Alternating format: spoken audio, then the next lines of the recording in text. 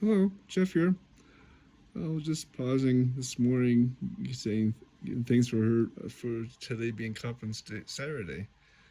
I was here giving, relating how I heard some people wondering if we're going to hear a talk from President Nelson before he passed away, or somebody read some of the words he had prepared for his talk or not.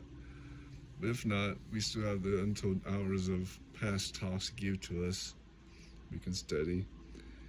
I'm grateful to have a chance to make it a big pie yesterday. I was able to join Deborah to watch a junior high game of our young nephew Leland. Gave me flashbacks and memories of days we had our kids in sports there, and Leland was doing pretty good. He may not have the athletic ability of his cousins Seth and Ruben in football, but he's played every single play in the game. So he has some ability, but he has a lot of growth to go through. And the Lord, I was thinking about how the Lord has shown us many interesting things in the Book of Mormon history. But Mormon's comments about the Nephites was interesting. How they did wax stronger and stronger in their pride and their wickedness, and they gives us a lament or complaint, and thus we can behold how false and also the unsteadiness of the hearts of the children of men. Yea, we can see that the Lord, in His great infinite goodness, does bless and prosper them who put their trust in Him. The Lord has shown in both ancient times and days of today that when we remember Him and fall in His gospel, He will bless us not only with spiritual blessings but also material benefits.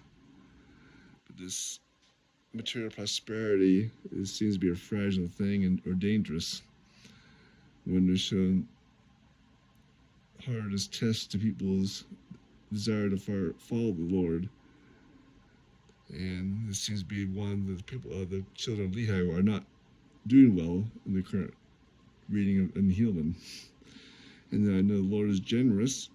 He said in the past that if you walk my statutes and keep my commandments and do them, then I will give you rain in due time, a season, and the Lord shall yield her increase, and the trees of the fruit of the field shall yield their fruit. But there's always a result of our prideful ways. They're not good. I was here reading Isaiah saying, "Woe unto the crown of pride, to the drunkards of Ephraim, whose glorious beauty is a fading flower, which are on the head of the fat valleys, of them that are overcome with wine." Our beauty and prosperity shall be as a fading flower, I guess. It withers away. We say, except the Lord doth chasten His people with many afflictions. Yea, except He doth visit them with death and terror, and with famine, with all manner of pestilence, they will not remember Him. I was reading that famous verse I commented yesterday. I love so much. He goes, Mormon, in his commentary, says, "Oh, how foolish and how vain, and how evil and devilish, and how quick to do iniquity, and how slow to do good are the children of men. Yea, how quick to hearken unto the words of the evil one, and set their hearts upon the vain things of the world." But there's great news. We can return and repent unto the Lord. It is possible to do good even in bad times, so we must let our light shine in these dark circumstances we're seeing now in today's environment. And we can be humble in a prideful world still. We can still be humble in a prideful world. Indeed, we're asked to let our light shine as we engage in God's work, not because God needs our help, but we need His blessings by doing the work. He promises us, "For behold, I will bless all those who labor in my vineyard with a mighty blessing."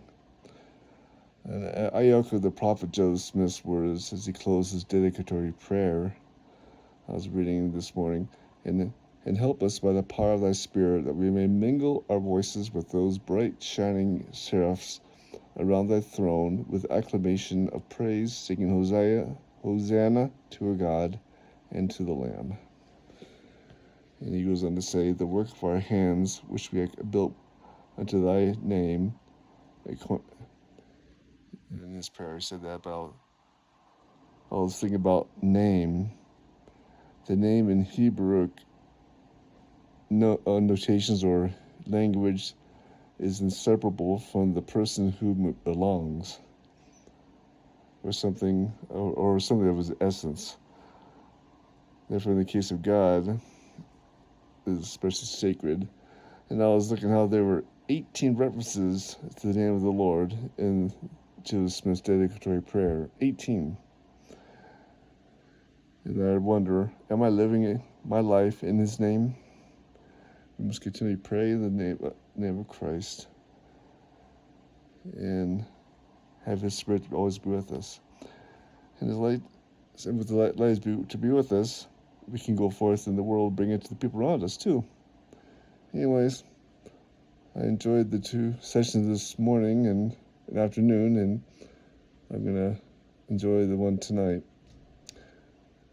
And I'll close and hope we all enjoy the testimonies of the general authorities and take them to our hearts and know that we must put our will to God's and not let our affluence lead us to pride and our aspirations be away from God and the gospel. And I say, in Jesus Christ, amen. Good night.